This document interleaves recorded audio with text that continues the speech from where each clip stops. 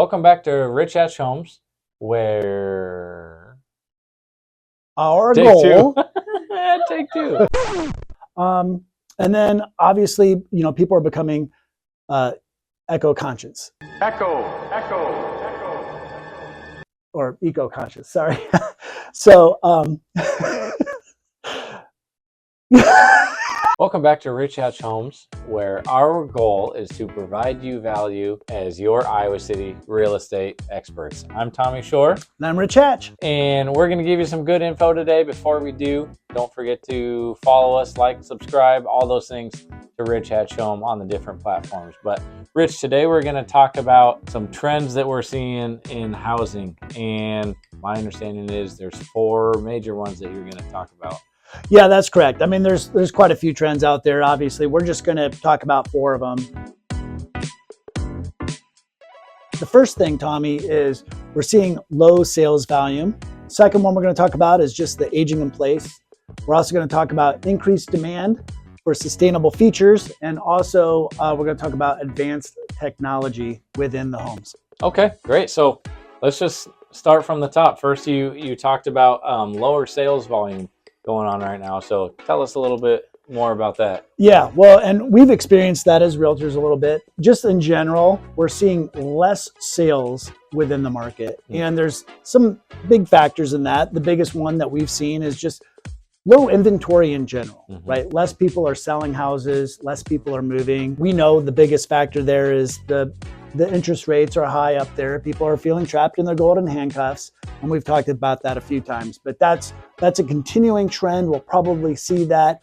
It's going on right now. All right. So the second one you talked about is aging in place. Yeah, aging in place. So what we're seeing there is just a renovation boom, right? So people, instead of moving, they're staying in their homes longer.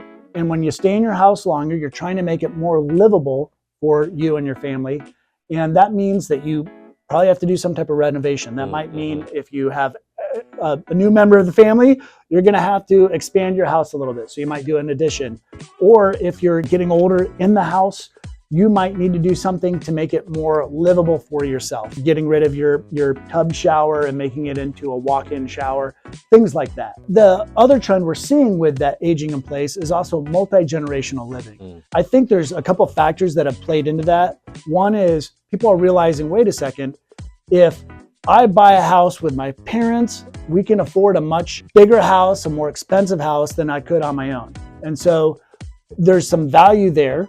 The other aspect is, hey, my parents now have somebody to take care of them. Or if you're the parent, you might be thinking, hey, I have somebody to take care of me living in this house. You can share responsibilities.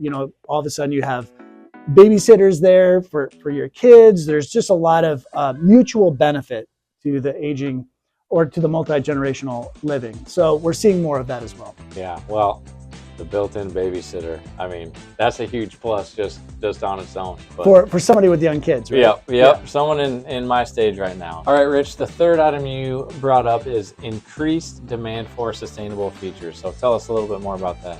Yeah, so the first part of that would be energy efficiency, which has been an ongoing trend, and people just want more efficiency within the home, appliances they have within the house, and the HVAC system. So, people are installing things like heat pumps or geothermal systems. People are building thicker walls so they can get more insulation in and create higher efficiency. The windows are being upgraded.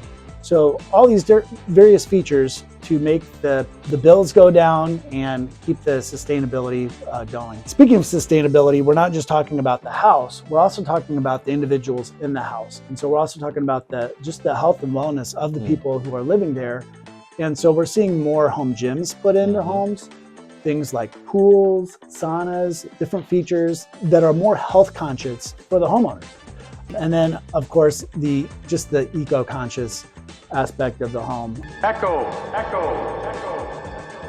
Building with materials that are going to, stand the test of time. Yeah, that sounds great. So last but not least, advanced smart home technology. We're seeing a lot of a push towards having some of those things in houses. Well, we're seeing a lot of electric vehicles, right? So EVs.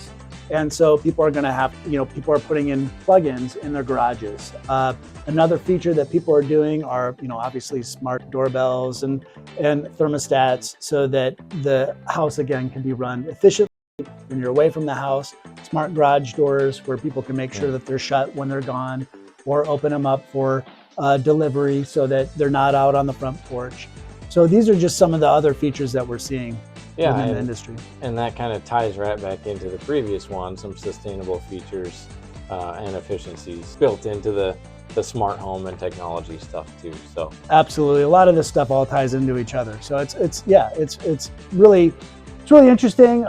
These are just some of the trends that are going on, Tommy. Like I said, there's an endless list here. We could talk about a lot more of these, but these are kind of the top 4 that I thought were the most interesting at this time. Yeah, great. Well, thanks for sharing all that, Rich. Like Rich said, there's always different trends, different things going on. We're happy to talk about those and always be sharing those with you all. So if you have any questions, don't be afraid to reach out. Feel free is what I was trying to say. But thanks for watching Rich Hatch Homes. Don't forget to subscribe, and we'll see you next time.